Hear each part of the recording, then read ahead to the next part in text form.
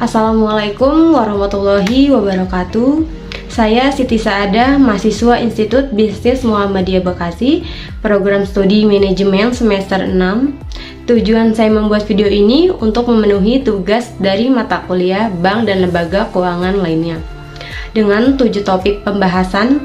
Yang pertama, struktur industri. Yang kedua, produk perbankan. Yang ketiga, manajemen risiko. Yang keempat, finance teknologi. Yang kelima, prudent banking. Yang keenam, keuangan global. Dan yang terakhir, perbankan konvensional versus perbankan syariah. Yang pertama, saya akan membahas struktur industri keuangan mengacu pada organisasi dan klasifikasi entitas yang terlibat dalam kegiatan keuangan. Struktur ini melibatkan berbagai institusi, perusahaan, dan pasar keuangan yang berperan dalam memfasilitasi aliran dana, investasi, dan layanan keuangan. Peran dan fungsi perbankan dalam masyarakat sangatlah penting dan beragam. Beberapa peran dan fungsi utama perbankan di masyarakat yaitu: yang pertama, menerima simpanan; yang kedua, manajemen risiko dan investasi; yang ketiga, memberikan pinjaman kredit; yang keempat, penyediaan layanan keuangan; dan yang kelima, perantara keuangan. Struktur industri ini mencakup 6 bagian. Yang pertama, bank komersial. Bank komersial adalah lembaga keuangan yang melayani kebutuhan perbankan retail dan komersial. Mereka menawarkan layanan seperti tabungan, pinjaman, kartu kredit, dan pembiayaan. Bank komersial ini sering menjadi bagian penting sistem keuangan suatu negara dan menjadi pusat untuk menghimpun dana dari masyarakat. Yang kedua, bank investasi. Bank investasi adalah lembaga keuangan yang berfokus pada penyediaan layanan keuangan korporat dan investasi. Mereka membantu perusahaan dalam penjualan saham, penggabungan, akuisisi, dan transaksi keuangan lainnya. Bank investasi juga berperan dalam penyediaan layanan kesehatan uang dan manajemen risiko kepada kliennya. Yang ketiga, bank sentral. Bank sentral adalah institusi yang bertanggung jawab atas pengaturan dan pengawasan sistem keuangan suatu negara. Tugas bank sentral meliputi pengendalian suku bunga, pengaturan jumlah mata uang beredar, dan menjaga stabilitas mata uang. Yang keempat, lembaga keuangan non-bank. Lembaga keuangan non-bank adalah entitas keuangan yang tidak memiliki lisensi perbankan tetapi menyediakan layanan keuangan yang serupa dengan bank. Contohnya termasuk perusahaan asuransi, perusahaan pembiayaan, perusahaan modal ventura, dan dana pensiun. Yang kelima, perusahaan fintech. Perusahaan fintech finance teknologi adalah perusahaan yang menggunakan teknologi informasi untuk menyediakan layanan keuangan. Mereka mencakup berbagai jenis entitas, mulai dari aplikasi, pembayaran digital, dan platform pinjaman peer-to-peer, hingga perusahaan pengelolaan investasi robo-advisor. Yang keenam, pasar keuangan. Pasar keuangan adalah tempat di mana individu, perusahaan, dan pemerintah dapat melakukan transaksi keuangan seperti pembelian dan penjualan saham, obligasi, dan instrumen keuangan lainnya. Lalu masuk ke pembahasan yang kedua, yaitu produk perbankan. Produk perbankan itu ada banyak. Yang pertama itu ada tabungan. Produk perbankan yang memungkinkan nasabah untuk menyimpan dan mengakses dana mereka dengan mudah. Di sini jenis-jenis tabungan itu ada: yang pertama, tabungan reguler, ada tabungan berjangka, tabungan edukasi, tabungan hari tua, tabungan kesehatan, tabungan anak, dan tabungan haji. Lalu yang kedua, produk perbankan itu ada deposito. Produk perbankan yang memungkinkan nasabah untuk mendapatkan dana mereka dalam jangka waktu tertentu dengan tingkat bunga tetap. Lalu di jenis-jenis deposito itu ada deposito berjangka, deposito falas, deposito syariah, deposito berjangka panjang. Lalu yang ketiga, produk perbankan itu ada kartu debit dan kartu kredit. Jadi memungkinkan nasabah untuk melakukan pembayaran secara elektronik atau penarikan tunai secara langsung dari rekening bank mereka. Keuntungan dalam mengeluarkan kartu kredit: yang pertama, biaya dan pendapatan, menyediaan layanan, loyalitas pelanggan, data konsumen, dan kolaborasi dengan pedagang. Yang keempat, produk perbankan itu ada giro. Produk perbankan berupa simpanan dari nasabah, perseorangan ataupun badan usaha dalam rupiah ataupun mata uang asing yang penarikannya dapat dilakukan kapan saja selama jam kerja dengan menggunakan warkat cek dan biliet giro. Pembahasan yang ketiga yaitu manajemen risiko.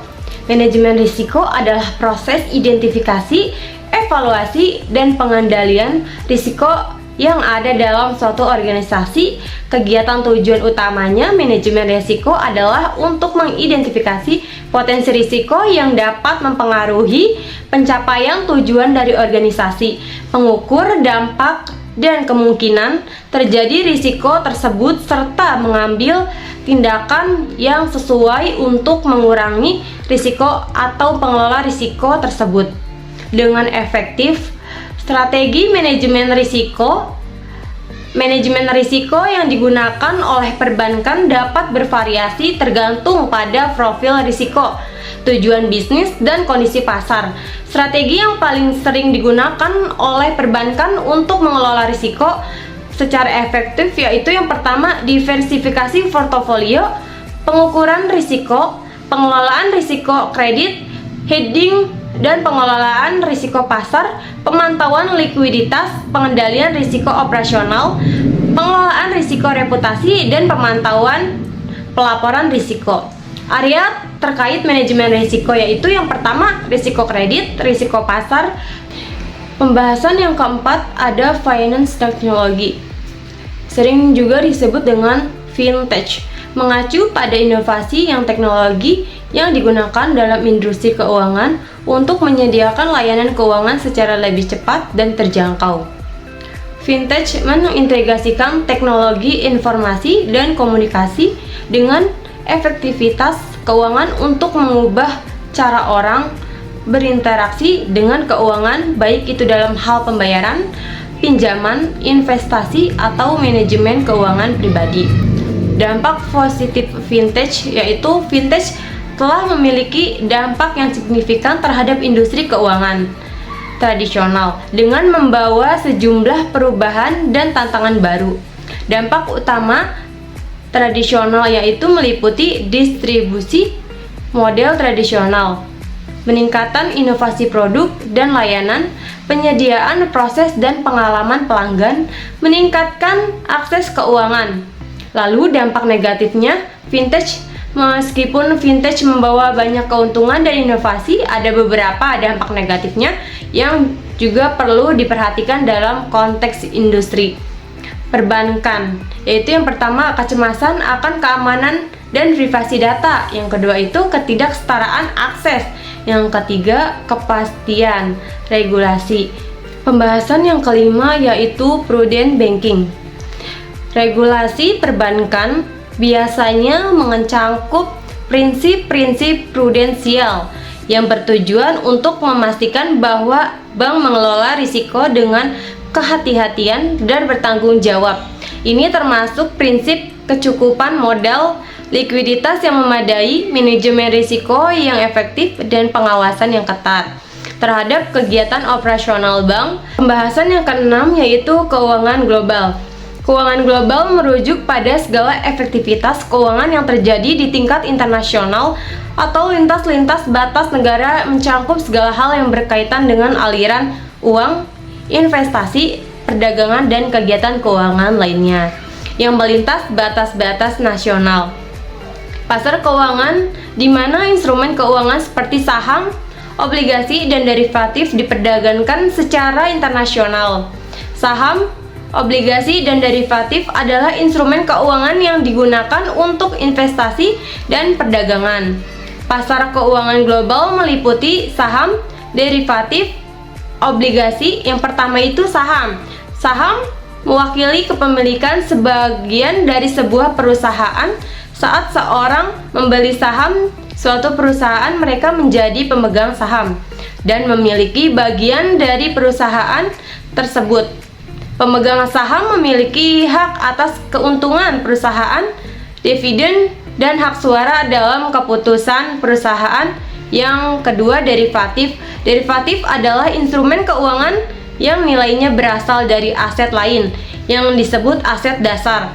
Yang ketiga, obligasi. Obligasi adalah surat hutang yang diterbitkan oleh perusahaan, pemerintah, atau lembaga keuangan. Dampak ekonomi global. Yang pertama, meningkatan risiko kredit, krisis ekonomi global atau ketidakstabilan ekonomi di beberapa negara dapat menyebabkan peningkatan risiko kredit bagi bank dan lembaga keuangan. Yang kedua, penurunan nilai aset. Peristiwa ekonomi global yang merugikan seperti resesi atau gejolak pasar keuangan dapat menyebabkan penurunan nilai aset. Pembahasan yang terakhir yaitu perbankan konvensional versus perbankan syariah. Perbankan konvensional berdasarkan prinsip-prinsip bunga interest. Bank konvensional menghasilkan keuntungan terutama dari bunga yang dikenakan pada peminjam, mengutamakan keuntungan maksimal bagi pemegang saham. Perbankan syariah berdasarkan prinsip syariah Islam yang melarang riba atau bunga dan efektivitas yang mengandung unsur spekulasi atau goror, mengutamakan keadilan, kemitraan, dan etika berbisnis.